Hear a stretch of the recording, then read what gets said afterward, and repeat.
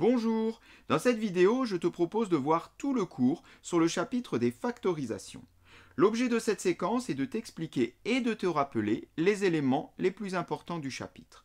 Plus précisément, on verra comment reconnaître une expression factorisée et les méthodes de factorisation.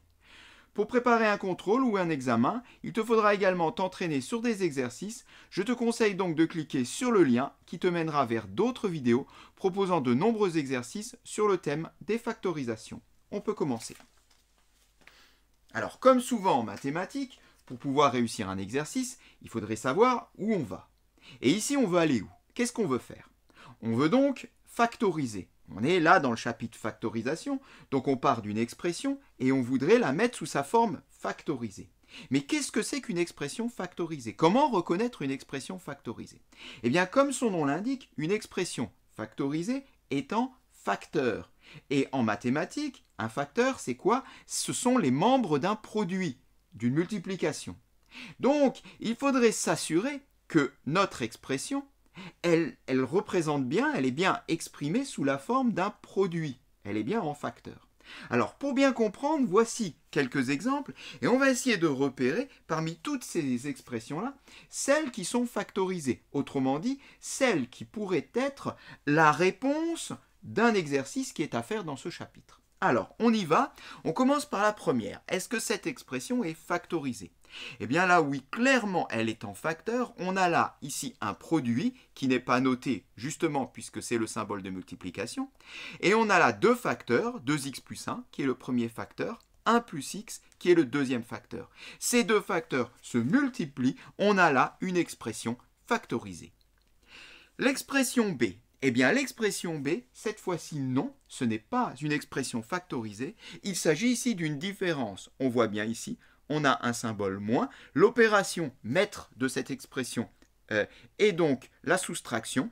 On a là deux termes qui sont x plus 3 et 1 moins 3x. Donc là, ce ne sont pas des facteurs, ce sont des termes. On fait la différence de ces deux termes. Donc la b, non, n'est pas une expression factorisée. Et la C, est-elle une expression factorisée? Eh bien la C, oui, elle est une expression factorisée. Et pour bien le voir, il faudrait transformer cette expression en quelque chose qui ressemble à ceci.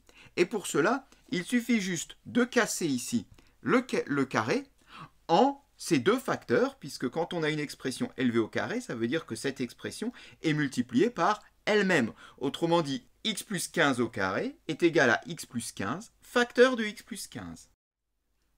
Et là, comme pour l'expression a, on reconnaît bien nos deux facteurs. On a bien ici une expression qui est factorisée. Qu'en est-il de l'expression d? Alors là, on a juste un petit nombre, ici il n'y a pas de parenthèse, multiplié de nouveau par une expression entre parenthèses.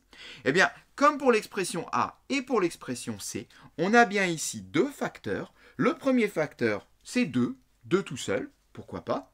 Et le deuxième facteur, c'est 1 plus x. Il s'agit bien ici d'un produit, le produit de 2 par 1 plus x. Cette expression est donc factorisée. Expression E. Alors l'expression E ressemble beaucoup à l'expression A encore, ou à l'expression C, une fois écrite sous cette forme. Mais il y a un petit plus 1 derrière. Est-ce que ça change quelque chose? Eh bien oui, ça change quelque chose. Car du coup, l'expression E n'est pas un produit, mais c'est une somme. L'opération maître ici est l'addition. C'est la somme de deux termes, ce grand terme ici, que je ne vais pas lire, et 1. Et oui, s'il n'y avait pas ceci, alors oui, ça serait ici un produit. Mais avec le plus 1 derrière, on a là une somme. Donc cette expression n'est pas factorisée. Expression F. Bien sûr que non, ce n'est pas une expression factorisée, il s'agit ici d'une différence, la différence de 4x et de 15. On a là donc des termes et non pas des facteurs. Quant à l'expression g, qui est toute simple, eh bien, il s'agit d'une expression factorisée. On a ici un produit, le produit de 5 par x, avec deux facteurs qui sont 5 et x. On comprend bien maintenant ce que c'est qu'une expression factorisée. Eh bien, c'est une expression qui est en facteur, c'est-à-dire c'est un produit, une multiplication.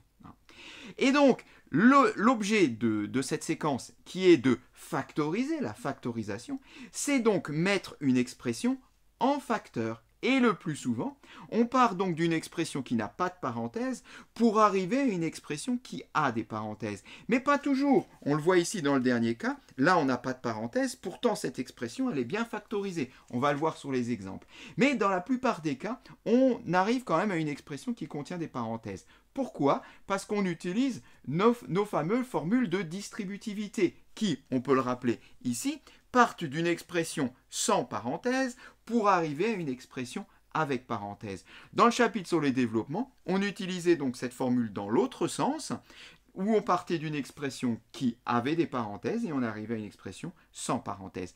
Mais voilà, l'histoire des parenthèses, il ne faudrait pas trop généraliser, puisque on l'a vu ici, on le comprend bien, parfois on va mettre en facteur, on va factoriser, et pourtant il n'y aura pas de parenthèse à la fin. Alors voyons maintenant les techniques de factorisation qui s'appuie donc sur la formule de distributivité, mais lue dans l'autre sens de celle du développement.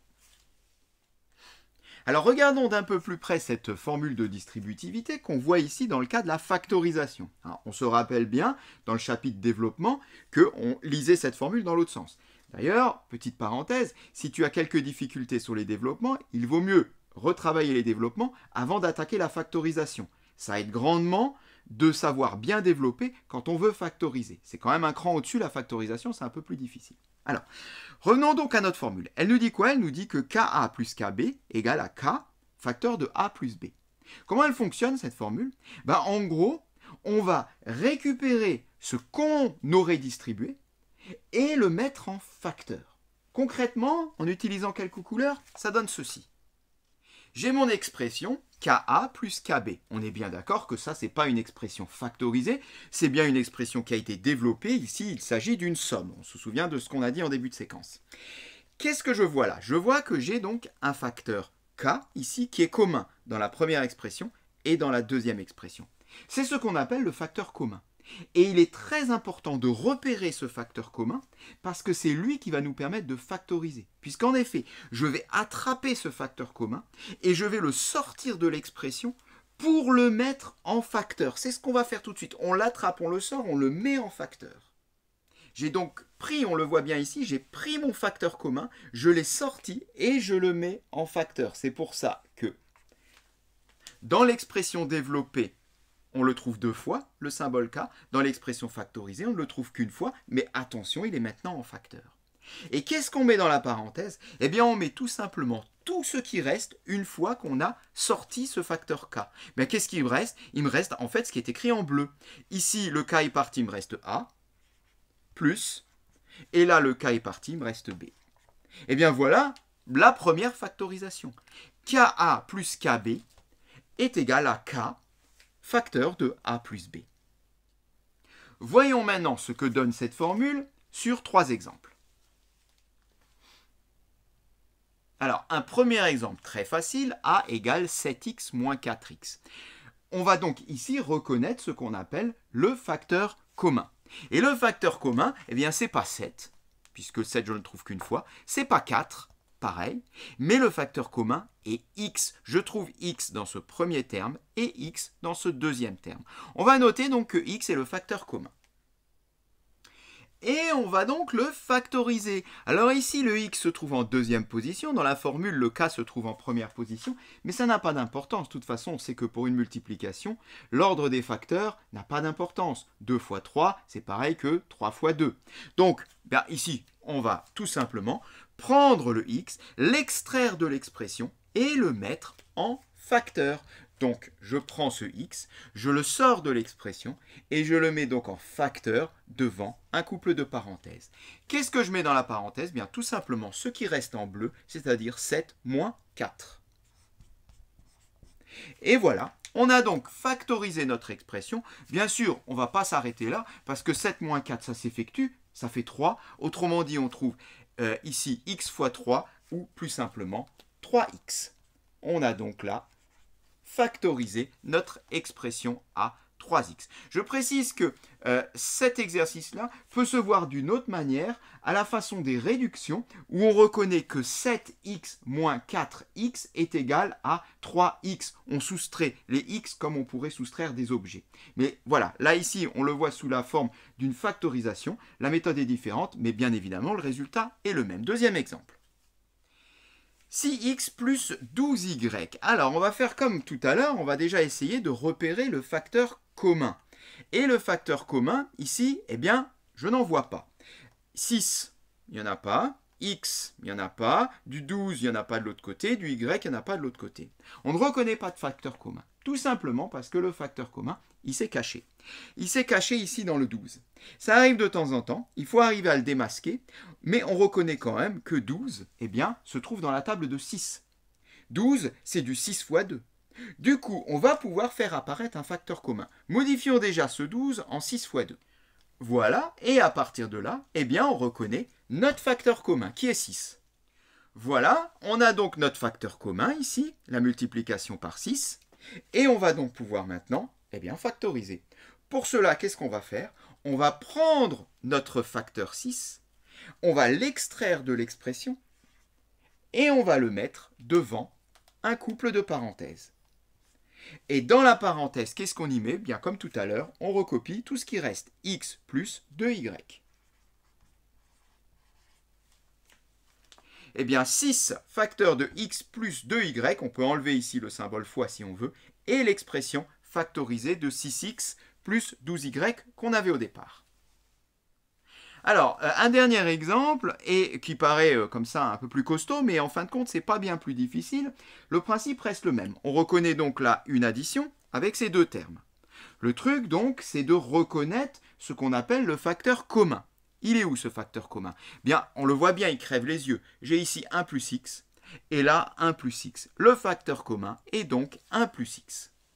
Et le principe reste rigoureusement le même. Je vais prendre ce facteur commun, je vais l'extraire de l'expression pour le placer devant un couple de parenthèses. Allons-y.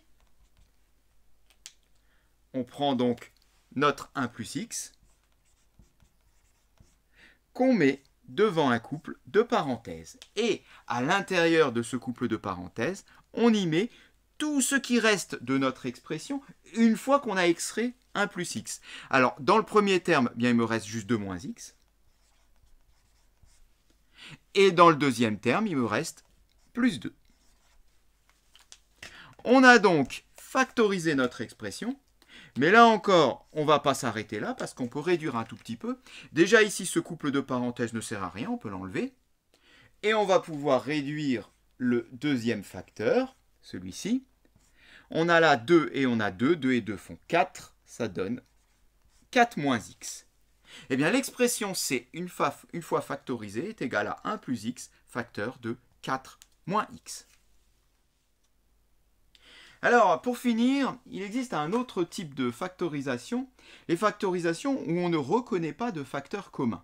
Il n'y en a pas. Ce n'est pas qu'il est caché, comme on l'a vu tout à l'heure, c'est qu'il n'y a pas de facteur commun. Et pourquoi il n'y en a pas? Tout simplement parce que la technique de factorisation est totalement différente. On n'utilise pas la distributivité directement, mais on utilise un petit outil qui s'appelle nos identités remarquables, qui sont au nombre de 3 et qu'on peut rappeler ici. Et nos identités remarquables, dans certaines situations, nous permettent de faire une factorisation. Alors, en réalité, il y en a 3 qu'on connaît déjà dans le chapitre des développements, mais c'est surtout la dernière qui sert dans le chapitre de factorisation. Les deux premières, c'est un peu plus rare parce que pour pouvoir utiliser les deux premières identités remarquables comme factorisation, il faut vraiment que, un peu par hasard, l'expression tombe bien sur du a carré plus 2ab plus b carré. Il faut avoir à la fois le a carré et le b carré, mais que le 2ab corresponde bien au a et au b qu'on a pour les deux autres termes. Donc voilà, ce sont des situations qui sont plutôt rares. Par contre, la dernière expression, là, il faut vraiment bien la connaître de façon factorisée parce que celle-ci, on la rencontre très souvent. Bien, pour comprendre, on va juste voir un exemple. Alors, voilà un exemple très simple. Je voudrais factoriser 49 moins x au carré. Bon, je viens de le dire, on est bien d'accord, c'est la troisième identité remarquable. De toute façon, cette expression n'a que 2 termes. Et dans les premières et deuxièmes identités, j'ai 3 termes. Donc, ça ne peut pas être celle-là. C'est la troisième. Mais quand je regarde de plus près la troisième, j'ai a carré moins b carré. J'ai donc la différence de 2 carrés. Or ici, 49 n'est pas un nombre au carré. Mais je peux transformer 49 comme le carré de quelque chose. Alors, il faut bien connaître ces tables, c'est pas bien compliqué. 49, c'est 7 au carré. Et en écrivant 7 au carré à la place de 49, cette fois-ci je reconnais bien ma troisième identité remarquable avec A qui correspond à 7 et B qui sera donc égal à X. Je peux donc appliquer ma formule avec A égale 7 et B égale X. Eh bien, elle nous dit quoi cette formule? Elle nous dit que l'expression factorisée sera A moins B, c'est-à-dire 7 moins X, facteur de A plus B, c'est-à-dire 7 plus X. Bien voilà, 49 moins X au carré, ce qu'on avait au départ, est égal à 7 moins X facteur de 7 plus X, et là on a bien une expression factorisée, et cette séquence est terminée.